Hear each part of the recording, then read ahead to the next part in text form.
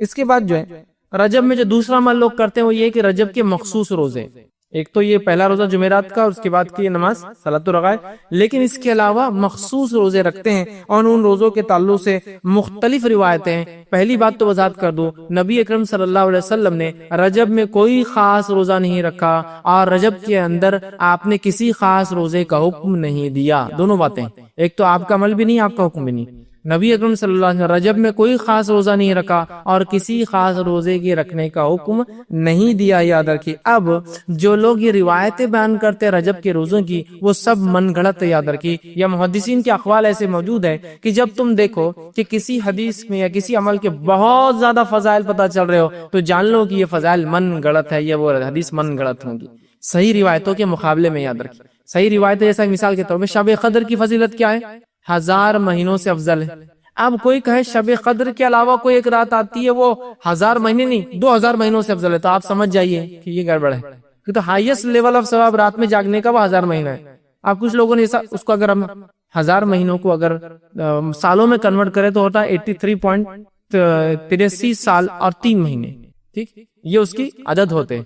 آپ کو کہے ایک رات جاگنے کا روزہ رکھنے کا 120 سال کے گناہ معاف ہوتے، تو آپ سمجھ جائیے کچھ تو بھی گڑبڑ ہے۔ جس رات کے جاگنے کی بات قرآن کہہ رہا ہے، جس رات کی عبادت کو قرآن 1000 کہہ رہا ہے، اور کوئی 120 سال کہے تو سمجھ جائیے کچھ نہ کچھ، مطلب بہت کثیر ثواب جو کہ صحیح اعمال کے مقابلے میں آ رہا، سمجھ جائیے من گڑت ہے۔ اب دیکھیے کیا روایت بیان کی جاتی ہے اس میں روزوں کی فضائل میں۔ روایت اس طرح سے موضوع ہے، یاد رکھیے روایت موضوع ہے، اللہ رب العزت رحم کرے۔ میں صرف روایت کرنے کے اعتبار سے کہہ رہا ہوں، وہ ایسا کہا جا رہا ہے کہ اللہ کے رسول نے اس میں کہا، جبکہ وہ روایت موضوع ہے۔ حدیث کے الفاظ اس طرح سے ہیں، مطلب وہ حدیث جو موضوع ہے، جو آپ کی طرف من گڑت منسوب کی گئے الفاظ یوں ہیں: بے شک رجب کا مہینہ عظمت والا مہینہ ہے، اور آگے اس کے الفاظ ہیں: جو شخص اس میں ایک دن کا روزہ رکھے اللہ تعالیٰ اس کے لیے 1000 سال کے روزے لکھ دیتا ہے، اور 2 روزے رکھے تو 2000 سال کے روزوں کا ثواب لکھ دیتا ہے، اور 3 روزے رکھے تو 3000 سال کے روزوں کا ثواب لکھ دیتا ہے۔ پھر اس کے اندر ہے اور جو ہے لکھ دیتا ہے، اور اگر 7 دن کے روزے رکھے تو اللہ جو ہے اس کو جہنم کے دروازے اس کے لیے بند کر دیتا ہے، اور اگر 8 دن کے روزے رکھے تو جنت کے پورے دروازے اس کے لیے کھول دیتا ہے، اور جس میں سے چاہے جنت میں تاکہ داخل ہو جائے۔ اور جو شخص 15 دن کے روزے رکھے اس کی برائیوں کو نیکیوں میں تبدیل کر دیا جاتا ہے، اور ایک منادی دینے والا آسمان پہ اعلان کرتا ہے: اللہ تعالیٰ نے تمہاری مغفرت کر دی، اب تم نئے سرے سے عمل شروع کرو، ٹھیک ہے۔ اور جو شخص اس میں زیادہ سے زیادہ روزے رکھے اللہ تعالیٰ اس کو زیادہ سے زیادہ عطا فرماتا ہے۔ یہ روایت موضوع ہے اور من گڑت ہے۔ امام الجوزی نے اپنی موضوعات اپنی کتاب الموضوع کے اندر اس کو روایت کیا، اور اکثر محدثین نے اس کو اپنی موضوعات کے اندر روایت کیا کہ یہ روایت صحیح نہیں ہے۔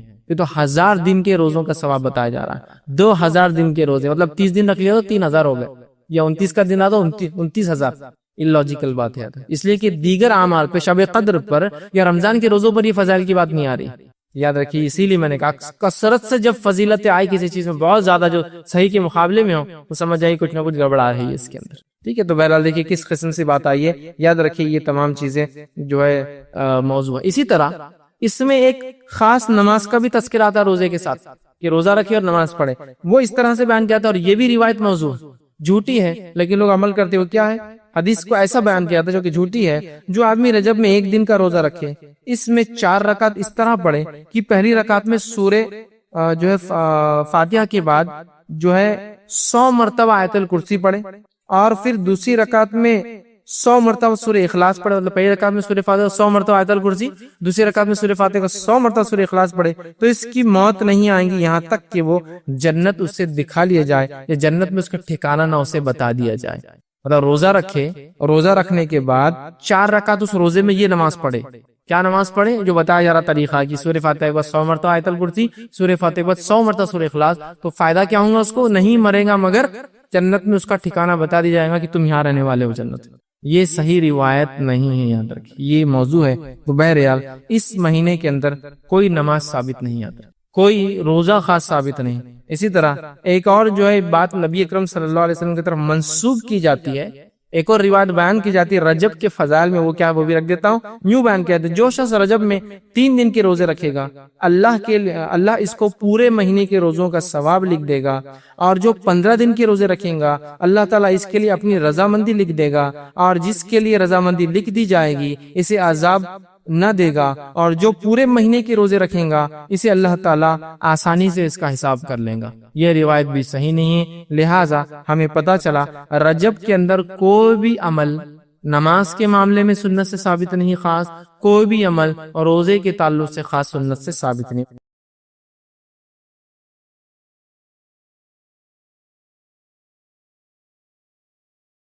ایک مسلمان ہونے کے ناطے یہ بات ہمارے لیے جاننا ضروری ہے کہ کون سے عمل قبول ہوتے ہیں آخر۔ یقیناً ابھی میں اعمال کی قبولیت کی شرائط وغیرہ اسی کوئی تفصیلات نہیں رکھوں گا، چونکہ بہت کم وقت ہوتا ہے۔ تفصیلات کے لیے آپ جا کر آج کل کتابیں بھی موجود ہیں آن لائن، اور خطبات بھی موجود ہے، یا اسپیچز بھی علماء کی موجود ہے، آپ سن سکتے ہیں۔ لیکن میں کچھ نہ کچھ ایسی بات یا کچھ چیز پیش کرنے کی کوشش کروں گا جس سے کچھ نہ کچھ ایک اصولی بات سمجھ میں تو آئے، کون سی چیز کرنا ہے، کون سی چیز نہیں کرنا ہے۔ ورنہ کسی بھی دن، کسی بھی رات، کسی بھی گھڑی، کسی بھی وقت، کسی بھی چیز، کسی بھی کلمہ، کسی بھی وظیفے کو اپنے طور سے فضیلتیں دے دیتے ہیں۔ پھر فضیلت دینے کے بعد پھر وہ بات پہ بات چلتی چلی جاتی ہے، پھر ایک فضیلت سے دوسری فضیلت، ایک عمل سے دوسرا عمل، ایک کام سے دوسرا کام، اور پھر وہ چیز شروعات تو پتہ نہیں کیا نیت سے ہوئی تھی، لیکن وہ بہت بگڑی ہوئی شکل میں آج نظر آتی ہے۔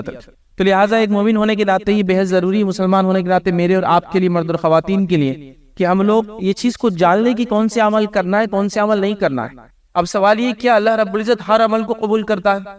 مثال کے طور پر میں کچھ بھی کروں تو کیا یہ قابل قبول ہے اللہ کے پاس؟ تو کوئی انسان اچھے کام کر رہا ہے، کوئی انسان برے کام کر رہا ہے۔ اب سوال یہاں بھی آتا ہے کون سے کام کو اچھا بولیں گے اور کون سے کام کو برا بولیں گے؟ چونکہ ہر آدمی اپنے ذہن سے، اپنے دماغ سے، ہر مذہب کے اندر اپنے طور طریقے ہیں، تو کیا وہ ساری چیزیں اچھے ہیں؟ ہر مذہب کا، ہر انسان کا یہ دعویٰ ہے کہ وہ جو بھی عمل دنیا میں کرتا ہے وہ اللہ سے قریب ہونے کے لیے کرتا ہے، پھر وہ اللہ کو جس بھی نام سے پکارتا ہو۔ سب کا یہ دعویٰ ہے کہ ہم معبود سے قریب ہونے کے لیے، گاڈ سے قریب ہونے کے لیے، ہے نا، فلاں سے قریب ہونے کے لیے کام کر رہے ہیں۔ تو گویا ہم تو جانتے ہیں اللہ کے علاوہ کوئی معبود نہیں ہے، تو لہٰذا ہر آدمی یہ دعویٰ کر رہا ہے، ہر مذہب یہ دعویٰ کر رہا ہے کہ اللہ سے قریب ہونے کے لیے کام کر رہا ہے، سارے عمل جو بھی کر رہے ہیں صبح سے لے کر شام تک۔ لیکن سوال یہ ہے کیا اللہ تعالیٰ ہر عمل کو قبول کرتا ہے؟ کیا اسی کو کسوٹی ہے، کوئی اصول ہے، کوئی طریقہ ہے؟ ہونا چاہیے نا کچھ نہ کچھ۔ دماغی یا انسانی عقل خود یہ کہتی ہے کہ ہر چیز کے لیے کوئی اصول و طریقہ ہونا چاہیے۔ مثال کے طور پر ایک سواری کی بس ہے تو کوئی طور طریقہ ہونا چاہیے اس میں چڑھنے اور اترنے کا۔ نہیں میں جو جیسا چاہوں کروں، کوئی کھڑکی میں سے چڑھ رہا ہے، کوئی دروازے میں چڑھ رہا ہے، کوئی کسی کو باہر پھینک کر چڑھ رہا ہے، کوئی جو ہے بس کے اوپر سے اس میں جو ہے سوراخ کر کے چڑھ رہا ہے، کوئی بس کو الٹی کر کے سب کو خالی کر کے چڑھ رہا ہے۔ سارے لوگ کہہ رہے ہیں ہمارا مقصد تو ایک ہی بس میں سوار ہونا، لیکن آپ کہیں گے سارے طریقے درست نہیں ہو سکتے، کوئی ایک ہی طریقہ درست ہے اس میں، اور وہ اصول ہوں گا جو وہ اس گاڑی کے بنانے والے نے بنایا کہ ایک طرف سے ان ہے، دوسری طرف سے آؤٹ ہے، ایک جگہ عورتوں کے بیٹھنے کا سیکشن، ایک جگہ معذوروں کا، ایک جگہ عام لوگوں کا ہے نا، ایک جگہ بچوں کا ہے۔ تو اصول ضابط ہوتے ہیں، تو ظاہر سی بات ہے اللہ تعالیٰ ہر عمل کو قبول نہیں کرتا، یہ بات تو آپ سمجھ لیں سب سے پہلے۔ مطلب ہر وہ چیز جو میں سمجھتا ہوں کہ میں اچھائی کے لیے کر رہا ہوں، خیر کے لیے کر رہا ہوں، ثواب کے لیے کر رہا ہوں، اللہ کے پاس قبول نہیں، جب تک کہ کچھ اصولوں کے مطابق وہ عمل نہ ہو۔ اور وہ اصول کیا ہے انشاءاللہ اس میں سے چند باتیں آج میں آپ کے سامنے رکھوں گا۔ آئیے خطبے کے شروع میں جو میں نے آیت تلاوت کی، اللہ رب العزت سورہ غاشیہ سورہ نمبر 88 اس کی آیت نمبر 3 اور 4 3 اور 4 میں فرماتا ہے، کہتا ہے عاملۃ ناصبہ تصلی نارا حامیہ۔ اب یہ جو آیت ہے یاد رکھیں، اس کو سمجھے، اور یہ جو سورت ہے اس کو آپ سمجھے۔ نبی اکرم صلی اللہ علیہ وسلم ہر جمعہ یہ سورت پڑھتے تھے، سورہ اعلیٰ اور سورہ غاشیہ۔ عیدین کے اندر بھی آپ نماز میں یہی سورت پڑھتے تھے، تو کچھ نہ کچھ تو مقصد ہوگا، کچھ نہ کچھ تو امپورٹنس اور فضیلت ہے سورت کی، اس کی اہمیت ہے۔ تو اس سورت کی آیت نمبر 3 میں کیا فرمایا اللہ رب العزت؟ عاملۃ ناصبہ۔ اب اس کے شان نزول کے تعلق سے آپ تفسیریں دیکھیں، مفسرین نے جو لکھا ہے وہ اقوال کو آپ دیکھیں تو اس میں پتہ چلتا ہے کہ ایک بار عمر ابن خطاب رضی اللہ عنہ نے ایک عیسائی کو دیکھا جو عمل کر کر کے تھک چکا تھا، مطلب رونے کی وجہ سے اس کے یہ آنسوؤں کی وجہ سے نشان پڑ گئے تھے، عبادتیں کرنے کی وجہ سے اس کا جسم پورا خراب ہو چکا تھا، اور ظاہر سی بات ہے شادی بیاہ نہیں کرتے، رہبانیت اختیار کرتے ہیں، اور عمل کر کر کے وہ تھک گئے تھے۔ تو ان کو تعجب ہوا کہ کیا اتنے عمل کرنے کے بعد بھی ان کے عمل ضائع ہونے والے ہیں؟ اتنی مشقتیں کرنے کے بعد بھی، اپنے جسم کو برباد کرنے کے بعد بھی، بودا کرنے کے بعد بھی، کیا ان کے اعمال اللہ قبول نہیں کرے گا؟ اور پھر یہ آیت نازل ہوئی عاملۃ ناصبہ تصلی نارا حامیہ، کہ یہ عمل کر کر کے اللہ فرما رہا ہے تھک چکے ہوں گے، مطلب انہوں نے اپنے جسموں کو عمل کر کر کے برباد کر دیا ہوں گا۔ عاملۃ ناصبہ مطلب اتنے عمل کیے ہوں گے کہ تھک گئے ہوں گے، لیکن حکم کیا ہوں گا روز قیامت؟ تصلی نارا حامیہ، اٹھا دو اور دہتی ہوئی آگ میں ڈال دو ان۔ تو دنیا میں عمل کر کر کے تھک گئے ہوں گے، جسم برباد کر دیا، سب کچھ برباد کر دیا، اس کے بعد اللہ رب العزت کے پاس حکم ہو رہا ہے تصلی نارا حامیہ، اٹھا کے جہنم میں ڈال دو۔ تو عمل کر کر کے تھکنا اصل نہیں ہے، عمل کرنا اصل نہیں ہے، اس سے پتا چلا وہ عمل کرنا اصل ہے جو صحیح ہو، جو ثابت ہو، جو بتایا گیا ہو، جس پہ قرآن کی مہر ہو، جس پہ سنت کی مہر ہو، وہ اصل عمل ہے، یاد رکھیں۔ تو عمل کر کر کے تو لوگ بہت آنے والے ہیں، عمل کر کر کے لوگ تھک گئے ہیں، یاد رکھیں۔ لیکن وہ عمل کرنے سے تھکنے سے وہ قبول ہوں گے اللہ کے پاس، یہ ضروری نہیں، یہ میں آپ کو بتانا چاہ رہا تھا۔ تو سورہ غاشیہ نے یہی پیغام دیا، یا اس کی 2 آیتوں نے یہ بات تو واضح کر دی، ہر عمل قابل قبول نہیں، یاد رکھیے اللہ کے پاس کچھ طریقہ ہے عمل کو قبول کرنے کا، ہر عمل اللہ رب العزت قبول نہیں کرتا، یہ بات کو آپ سب سے پہلے سمجھ لیں۔ اور دنیا میں ہر آدمی جو کچھ کرتا ہے وہ اسی لیے کرتا ہے کہ اپنے رب کو راضی کرے، اللہ رب العزت کو منا لے، اعمال میں اضافہ کرے، جنت سے قریب ہو، جہنم سے دور ہو، گناہوں کی معافی ہے نا، عمل کرنے سے گناہ بھی معاف ہوتے ہیں انسان کے، نیک عمل کرنے، ہر آدمی اس کے لیے کوشش کرتا ہے، لیکن سارے عمل قابل قبول نہیں ہیں، صرف وہی عمل اللہ رب العزت قبول کریں گا جو عمل صحیح ہوں گا، جو اس نے حکم دیا ہوں گا اور اس کے نبی کے طریقے کے مطابق انسان کر کے آؤں گا، وہ عمل یاد رکھیے قبول ہوں گا۔ اب سوال آتا ہے کہ کون سی عمل ہے جو اللہ تعالیٰ قبول کریں گا؟ جو میں کہہ رہا ہوں ہر عمل قبول نہیں کرتا، تو پہلی چیز وہ عمل اللہ قبول کریں گا جس پہ اللہ کا حکم ہو، مطلب اللہ کا حکم کہاں ملیں گا؟ قرآن میں ملیں گا آپ کو۔ اس کے بعد وہ عمل نبی اکرم صلی اللہ علیہ وسلم کی سنت سے ثابت ہو، اگر قرآن میں نہ ہو تو کہ آپ صلی اللہ علیہ وسلم نے کیا، کہا، بولا، آپ کو کرتے ہوئے دیکھا گیا، آپ کے سامنے کیا گیا اور آپ نے خاموشی اختیار کی، تو پھر وہاں سے پتہ چلے گا۔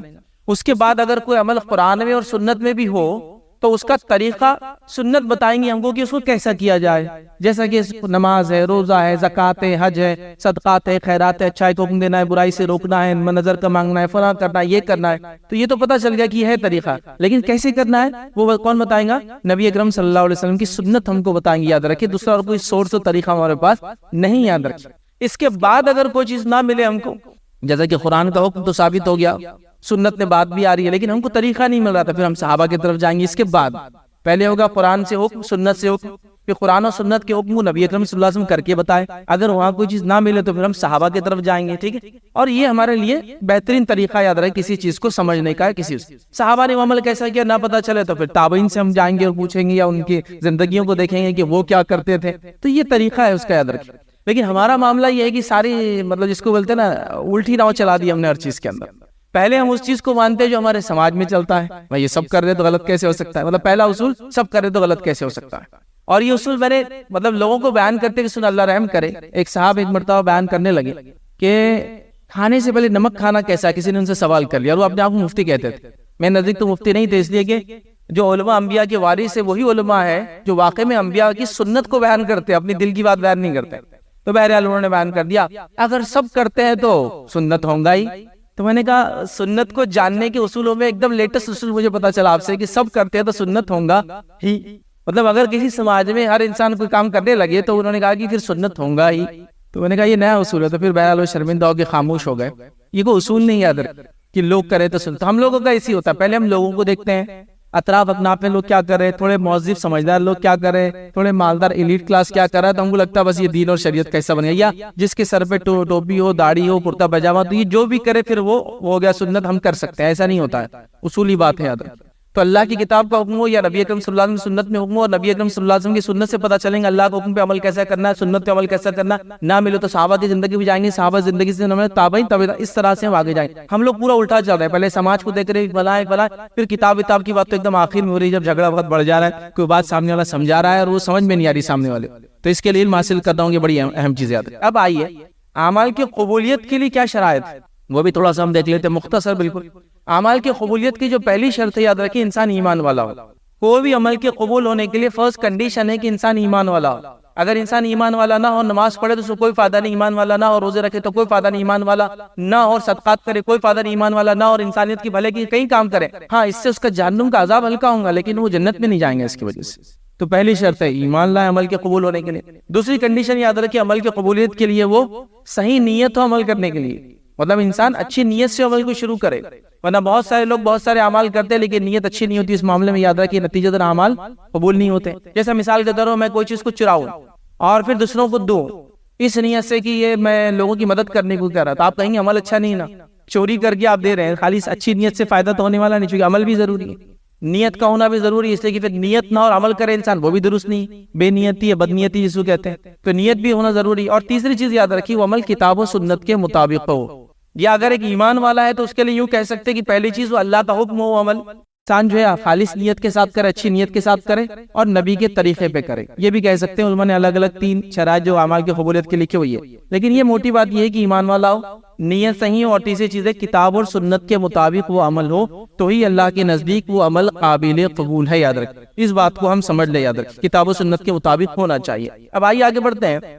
اب ہم جو بھی کام اپنے زندگی میں کریں ہم چیک کر لیں کیا ہم ایسا کر رہے ہیں، کیا وہ اللہ کا حکم ہے، کیا نبی اکرم صلی اللہ علیہ وسلم کا حکم ہے، کیا نبی اکرم صلی اللہ علیہ وسلم کو کوئی چیز ثابت ہے، کیا صحابہ نے وہ عمل کیا. وہ چیز ہم کو دیکھنا بے حد ضروری. یاد رکھیے ورنہ اگر کوئی چیز ثابت نہ ہوئی ہم ساری زندگی کیوں نہ کرتے چلے جائیں، وہ اللہ کے پاس روز قیامت قابل قبول نہیں ہوں گی اور وہ اٹھا کر اعمال منہ پر واپس پھینک دی جائیں گے. اور یہ کتنی شرمندگی کی بات ہوگی انسان کے لیے کہ دنیا میں عمل کیا لیکن جانچا نہیں کہ عمل درست ہے نہیں، اور آخرت میں چلا گیا اللہ کے پاس اور اس کو اجر و ثواب اس کا نہ ملے. یاد رکھ تو بڑی ڈینجرس بات ہے. یاد رکھیے تو لہٰذا ہم کو عمل ثابت ہے نہیں وہ جاننا ہے. یاد رکھیے اور جاننے کے بعد یاد رکھیے اس کے مطابق ہم کو کام کرنا ہے. اب آئیے ہم لوگوں کا جو معاملہ ہے یہ جو چیزیں میں دیکھ رہا ہوں ماحول میں انشاءاللہ عزیز، ہر سال ہر مہینے ہر ہفتے ہر دن مسلمانوں کے پاس کوئی نہ کوئی ایسی چیز اس کو ثواب کے طور پہ کیا جا رہا ہے اور پھر اس کے لیے من گھڑت باتیں بیان کی جا رہی ہے، اس کے فضائل بیان کی جا رہے ہیں.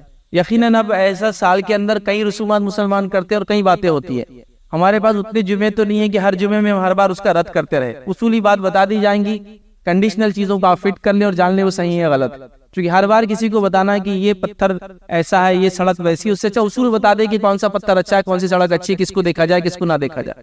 کیونکہ ہر بار بولتے رہیں گے تو ایسا ہو جائیں گے کہ پورے مہینے کے جو ہے سال بھر کے جمعے اسی میں چل جائیں گے کہ اب یہ مہینہ آ رہا ہے اس میں غلط ہے، اب وہ مہینہ آ رہا ہے اس میں غلط ہے. کہاں تک بتائیں گے بھائی؟ اصولی بات سیکھ لو کہ کون سی چیز صحیح ہے کون سی غلط ہے. اب اصول سے دیکھو اور اس کو جس کو کہیں گے سمجھ لو، ورنہ ہر بار کون آگے سمجھائیں گا کہ فلاں لفظ کے یہ چیز غلط ہے یہ چیز. جیسا مثال میں دے رہا ہوں A+B=C ہوتے ہیں نا میتھس کے جو بچے وہ جانتے ہیں کہ الف جمع با ایکول ٹو جیم، سمجھ لیجیے ایک اصول ہے. اب الف اور با کچھ بھی ہو سکتا ہے، اے اور بی کچھ 2+2 A2 ہے B2 ہے ایکول ٹو کیا ہوگا آنسر 4 آ جائے گا. تو میں اصولی بات کر رہا ہوں. اب ہر بار 2 3 جمع 3 3 جمع 4 نہیں بتانے کی ضرورت ہے. اور سمجھ A+B=C اصولی بات سیکھ لیجیے تو پھر آپ ہر رسول ہر بات کو ہر بدعت کو ہر خرافات کو ہر چیز اس میں ڈال لیں. اب امت مسلم کا حال یہ ہے کہ دن کے اعتبار سے انہوں نے من گھڑت باتیں بنا لی، مہینے کے اعتبار سے من گھڑت باتیں بنا لی، سال کے اعتبار سے من گھڑت باتیں بنا لی، اور کئی چیزیں ایسی جو قرآن میں ثابت نہیں، سنت میں ثابت نہیں. اگر ثابت ہے تو ویسی ثابت نہیں جیسے ہم اس کو سمجھ رہے ہیں، مطلب ویسی ثابت نہیں. جیسا مثال کے طور پر ایک صاحب ایک مرتبہ اور کہا کہ قرآن میں دلوں کی بیماری کا کوئی علاج ہے، کا وال میرا خراب ہوگا. بولا ایسا تو کوئی نہیں ہے. بولا ہے قرآن کی آیت، انہوں نے کچھ وال لفظ لا لیا عربی کا اٹھا کے. اب وہ وال کی بات ہو رہی، یہ کون سا پتہ نہیں، اللہ رحم کرے گا، لیکن لا لیا انہوں نے اس کو. تو اس طرح سے ایسا نہیں یاد رکھے، ثابت ہونا ایک الگ چیز ہوتی ہے، ٹھیک ہے؟ تو اس کو ہم سمجھے. تو آئیے ہمارے پاس جو ہے اس مہینے کے اعتبار سے ایک رات اب تھوڑے دن بعد منائی جائیں گی، جس رات کو لوگ بڑے دھوم دھام سے مناتے ہیں. 27 رجب ہوتی ہے، اس کو معراج کی رات کہتے ہیں. تو معراج کی رات یاد رکھیے یہ واقعہ ہوا لیکن اس کو منانا نہیں. واقعہ ہوا جیسا مثال فتح مکہ ہوئی اس کو مناتا ہے، جنگ بدر ہوئی اس کو مناتا ہے، صلح حدیبیہ ہوئی اس کو مناتا ہے. اس سب کو ایسا پروگرام نہیں ہوتا نا کہ حدیبیہ کا دن ہے ہاں چلو منائیں گے، تمہاری طرف سے تھوڑے لوگ آئیں گے، ہم تھوڑے آئیں گے، جمع ہوں گے، ایک معاہدہ کریں گے. کچھ بھی نہیں ہوتا ہے نا. تو یہ چیزیں ہوئی لیکن ہوئی کا معنی منانا نہیں ہے. تو معراج ہوئی کب ہوئی آپ کو بتائیں؟ معراج کب ہوئی اس تعلق سے 5 مشہور قول ہے، 5 جس میں سے ایک ہے کہ رمضان میں ہوئی، ایک ہے کہ رجب میں ہوئی. تو 5 قول ہے یاد رکھیں. اگر یہ رات واقعی میں فضیلت کے حامل ہوتی، منانے کے حامل ہوتی، تو 5 قول نہیں ہوتے، ایک ہی قول موجود ہوتا کہ اس رات ہوئی. نبی اکرم صلی اللہ علیہ وسلم معراج ہونے کے بعد کتنے دن حیات رہے بتائیے آپ؟ 10 سال کی تقریباً آپ حیات رہے، چونکہ 13 سال مکی زندگی آخر میں ہی ہوا، تو 10 سال حیات رہے. چونکہ نماز اس میں ملی، اس سے علماء لکھتے ہیں آخر وقت میں ہجرت سے پہلے کبھی تو بھی. تو 10 سال حیات ہے، تو 10 سال میں 10 بار آئی. ابو بکر صدیق کی خلافت میں 2 بار آئی، چونکہ ان کی خلافت 3.25 سال تھی. عمر ابن خطاب کی خلافت میں یہ رات جو ہے تقریباً 10 سال آئی. عثمان ابن عفان کی خلافت میں 12 بار آئی اور اس کے آدھی. لیکن ان میں سے خلفاء راشدین کا 30 سال کا دور ہے، نبی اکرم صلی اللہ علیہ وسلم 10 سال کا دور ہے. 40 سال میں کسی نے بھی نہیں بنایا اس کو. پھر یہ دور چلا گیا، پھر صحابہ کا دور آ گیا. صحابہ کے دور کے اندر بھی آخری صحابی کا انتقال جو 110 ہجری میں ہوا، چونکہ اللہ کے رسول صلی اللہ علیہ وسلم کی حدیث تھی کہ آج سے 100 سال بعد کوئی زندہ نہیں رہیں گا. نبی اکرم صلی اللہ علیہ وسلم کی بات تو ظاہر سی بات 110 ہجری میں 100 سال کمپلیٹ ہو گئے اور اس کے بعد کوئی صحابی نہیں یاد رکھے. تو وہ 100 سال میں بھی اس کو کبھی منایا نہیں گیا. تو یہ رات کا کوئی وجود نہیں. اس کے بعد ایک اور رات آئیں گی، ایک اور مہینہ آئیں گا اگلا، پھر اس کو 15 شعبان کو منائے جائیں گی. یہ رات کی بھی کوئی وجود نہیں، کوئی ثابت نہیں، کوئی منانا ثابت نہیں. لیکن لوگوں نے اعمال کو بنا لیا کہ ثابت. چلیے میں آپ سے پوچھتا ہوں، اگر یہ رات ثابت ہوتی تو اللہ کے رسول صلی اللہ علیہ وسلم عمل کرتے؟ صحابہ کی زندگی میں ہوتی، تابعین کی زندگی میں ہوتی، تبع تابعین کی زندگی میں ہوتی، چلیے وہ بھی چھوڑ دیجیے، امام اور محدثین کا بھی لکھتے ہیں. جیسا مثال کے طور پر کوئی کہے کہ حنفی فقہ ہمارے ملک میں سب سے زیادہ چلتا ہے، تو فقہ کی کتاب میں کوئی تو باب ہوتا 27 رجب کو منانے کا بیان، 27 رجب کے فضائل. کہیں نہیں ملیں گا آپ کو، دور دور تک کوئی وجود نہیں، نہ مسلک میں وجود ہے نہ وہ ہے. لیکن ایک سوال کیا درود کی محفلیں جمانا درست ہے؟ اور ہم کو اگر کوئی درود کی محفل میں دعوت دے تو ہم کیا کریں؟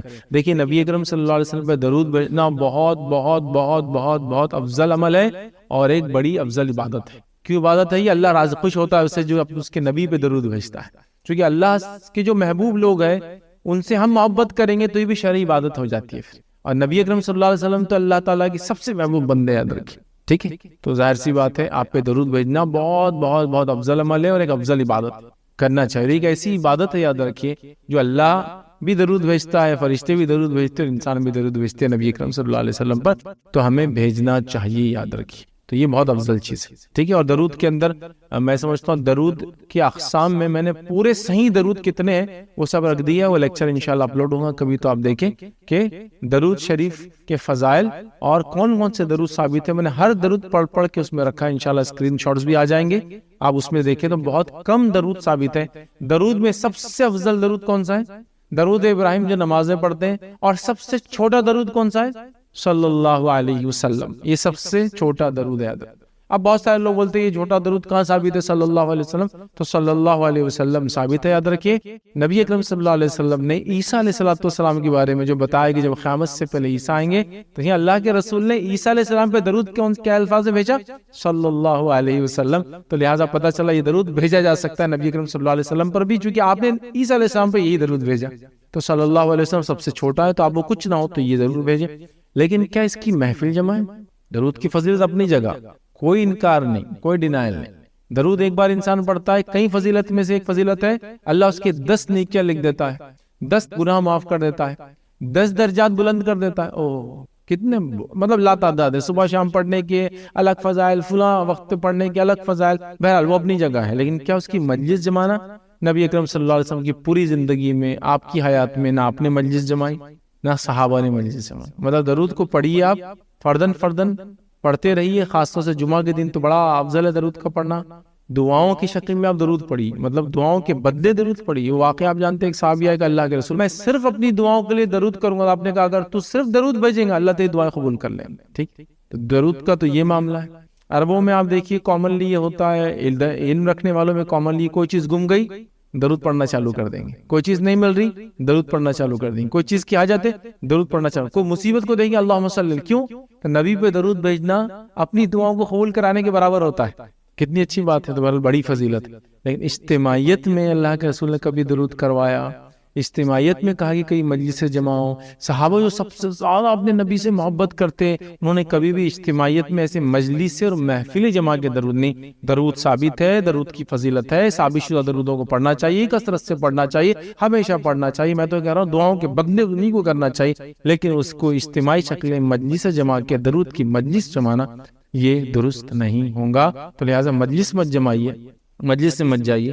دن اور رات جب آپ کا دل بولے درود نبی اکرم صلی اللہ علیہ وسلم پہ بھیجا کریں. تو اس کی مجلس اسلامکلی الاؤڈ نہیں ہے، چونکہ اللہ کے رسول نے نہیں کی صلی اللہ علیہ وسلم، صحابہ میں خلفاء راشدین نے نہیں کی، اہل بیت میں سے کسی نے نہیں کی، تابعین نے نہیں کی، تبع تابعین نے نہیں کی. اور آپ جس فقہ کو مانتے ہیں اس فقہ کے اندر کوئی باب آپ کو نہیں ملے گا درود کے مجلس کے فضائل، درود کے مجلس کا طریقہ. ہر آدمی وہ حنفی ہے، شافعی، مالکی، حنبلی، یہ ہے وہ ہے، اس میں فقہ میں اپنے کوئی باب ہے ایسا؟ مجلسوں کے آداب 40 لوگ ہونا چاہیے، مجلس یہاں جمنی چاہیے، نہیں ہے. اس کا مطلب یہ اس کا پارٹ نہیں ہے. تو لہٰذا اوائڈ کرے بچے، یہی انشاءاللہ دنیا اور آخرت کی خیر کے لیے. لیکن اب سوال، درود تو کیا غلط ہے؟ درود ہے، لیکن یہ طریقے سے جو آپ پڑھے غلط ہے. سورہ فاتحہ ہے نا، نماز میں پڑھنے کا طریقہ ہے نا، آپ اپنے طریقے سے اگر اس کو مخصوص وقت بنا کے بولے یہاں ایسا پڑھنا، تو کوئی پوچھیں گا سورہ فاتحہ تو ٹھیک ہے، لیکن آپ جو طریقے سے پڑھ رہی ثابت ہے کیا؟ وہ اصل چیز، تو اس کو سمجھنے کی ضرورت ہے، یاد رکھیے. تو ایسا نہ کرے، ایسی مجلسوں میں نہ جائے. بھائی سوال کیا کہ یہ ایک نبی اکرم صلی اللہ علیہ وسلم ایک صحابی کے پاس گئے تھے اور ان کے انتقال کا وقت قریب تھا، تو آپ نے ان سے پوچھا اور یہ بات صحیح ہے کہ کیسا لگتا ہے؟ تو انہوں نے کہا کہ ڈر لگتا ہے اللہ کے عذاب کا، چونکہ گناہ میں نے کیا، اللہ پکڑ نہ لے. پھر تھوڑی دیر رکی، آپ صلی اللہ علیہ وسلم کچھ بات چیت کی، پھر کہا اب کیسا لگتا ہے؟ تو کہا امید ہے کہ اللہ تعالیٰ مجھے معاف کریں گے اور جنت میں ڈالے گا اور مجھ پہ رحم کریں گے. پھر آپ نے کہا کہ ہاں تو اس طرح سے مرا جس کی موت ڈر اور امید کے بیچ میں ہو، کہ اللہ سے ڈرتا بھی ہو اپنے گناہ کی وجہ سے اور امید بھی رکھتا ہو کہ رب معاف کریں گا، یہ صحیح موت ہے۔ دونوں چیزیں ہمیشہ ہونا چاہیے دل میں، ڈر بھی کہ اللہ قبول نہ کرے تو، اور امید بھی نہیں انشاءاللہ قبول بھی کرے، دونوں چیزیں چلتے رہیں گی، یہی ایمان اور اسلام، یہی ہے۔ اب بھائی کا سوال تھا، لوگ اس کو بیسس بنا کے کیا کرتے ہیں، نماز نہیں پڑھ رہے، اذان ہو رہی ہے، تو یہی سوچیے کہ آخر میں تو ڈر امید والا معاملہ رکھ لیں گے تو ہم کامیاب ہو جائیں گے۔ زکوٰۃ نہیں دے رہے پیسہ ہونے کے باوجود، حج ایڈ کر لیجیے پیسہ ہونے کے باوجود، صحت ہونے کے باوجود، سفر کی آسانی ہونے کے باوجود، محرم ہونے کے باوجود جانا نہیں چاہتے، یہ سوچ کے کہ آخر میں جائیں گے تاکہ پورے گناہوں کا پوٹلا ایک ساتھ لے جا کے دھو کے آ جائیں گے، اس کو تو گناہ کرتے رہو، بعد میں ایک ساتھ 60-70 سال میں جا کے آ جائیں گے، یہ سوچتے ہیں۔ تو کیا ہو، یہ مذاق نہیں، یقیناً جو انسان نماز کو چھوڑ رہا ہے، روزے کو چھوڑ رہا ہے، زکوٰۃ کو چھوڑ رہا ہے، حج کو چھوڑ رہا ہے، اور اس کے بعد یہ امید کر رہا ہے کہ مرنے سے پہلے خوف اور امید کے بیچ میں رہوں گا، تو اللہ تعالیٰ اس کو ایمانی کیفیت عطا نہیں کرے گا جس میں اس کو خوف اور امید بیچ میں آئے۔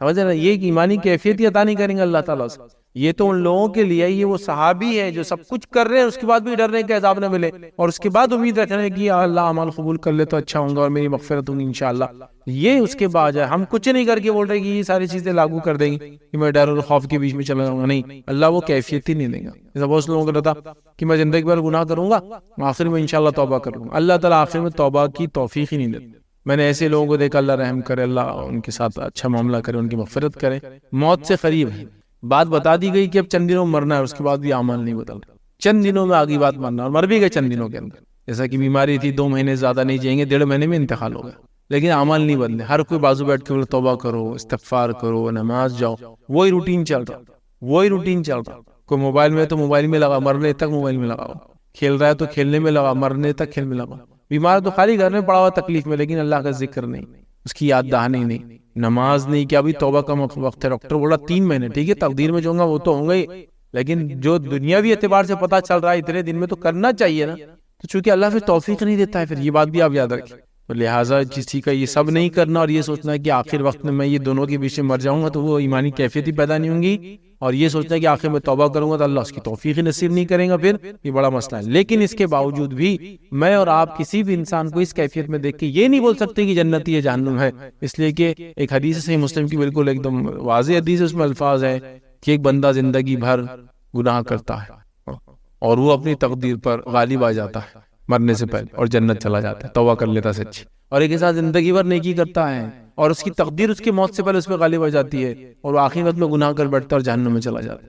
تو اس لیے خاتمہ بالخیر سب سے امپورٹنٹ ایشو ہے، لائف کیسی گزارا وہ نہیں، لیکن یہ دیکھا گیا کہ لائف کو صحیح طریقے سے گزاریں گا تو خاتمہ بالخیر کی امید زیادہ ہے، یہ بات بھی یاد رکھیں، لیکن دعویٰ نہیں ہے کہ جو زندگی بھر نیک رہا خاتمہ بالخیر ہی ہوا، چونکہ حدیث میں بات آتی تقدیر غالب آ جاتی، گناہ کرتا اور جہنم چلا جاتا، تو لہٰذا ہم کسی فتویٰ نہیں لگائیں گے، کسی کو یہ نہیں بولیں گے تو جنتی تو جہنمی ہے، ہم یہ کہیں گے کہ اللہ توفیق دے تم کو اعمال کرنے، اللہ توفیق دے دین کی صحیح سمجھ کی، اس کے باوجود بھی ہم یہ فتویٰ نہیں لگائیں گے، جیسا کہ ایسا میں نے بول دیا نا کہ یہ تو غلط کر رہے تو حرام ہے، فرض کو چھوڑ رہے تو ان کو اللہ توفیق نہیں دیں گا وغیرہ، لیکن اس کے باوجود بھی ہم کسی مخصوص شخص کو نہیں کہہ سکتے تے کو یہ توفیق نہیں ملیں گی، تو جہنم میں جائیں گا، تجھے یہ نہیں نصیب ہوگا، ہم یہ عمومی بات کر رہے ہیں، خصوصی نہیں کر رہے، چونکہ عموماً کافروں پہ لعنت کی جا سکتی ہے لیکن خصوصاً کسی کافر پہ لعنت کرنے سے منع کیا گیا، چونکہ پتہ نہیں آخر میں وہ ایمان قبول کر لے تو عموماً کر سکتے کہ کافروں کی صفت کی وجہ سے لعنت ہے ان پر، لیکن خصوصاً کہنا تجھ پر ہو نہیں کہہ سکتے آپ، چونکہ پتہ نہیں ایمان لا لے اور ہم سے اچھا ہو جائے گا آدمی، تو لہٰذا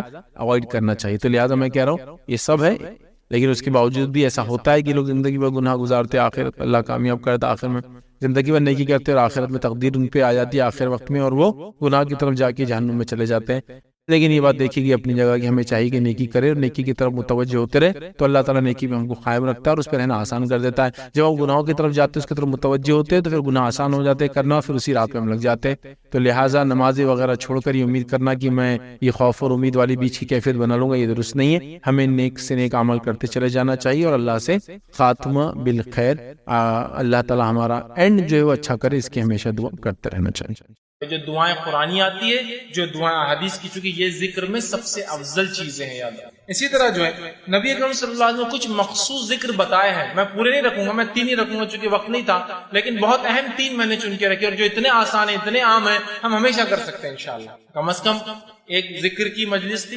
ایک ذکر کا درس تھا، اور 3 ذکر تو سیکھ کر جائے تاکہ اس کو زندگی میں لاگو کر لیں تو ہمارے لیے فائدے مند ثابت ہوں گے۔ آئیے وہ کون کون سے میں نے 3 ذکر چنے ہیں کہ میں آپ کے سامنے صرف فضائل بیان کرنے میں کتنے اہم اللہ کے ذکر وہ رکھ رہا ہوں، ورنہ بہت سارے اور بھی دعائیں ہیں۔ پہلا جو ہے نبی اکرم صلی اللہ علیہ وسلم فرماتے اور کہتے ہیں ذکر کے تعلق سے اور اس کی اہمیت بتاتے ہیں، اور یہ جو ہے ترغیب و ترہیب میں جو ہے یہ روایت ملتی ہے جو کہ صحیح روایت ہے۔ آپ صلی اللہ علیہ وسلم فرمایا اور کہا اور فرمایا، اور حدیث کے الفاظ اس طرح سے فرمایا، آپ نے فرمایا، ارشاد فرمایا کہ جو شخص 10 مرتبہ ان کلمات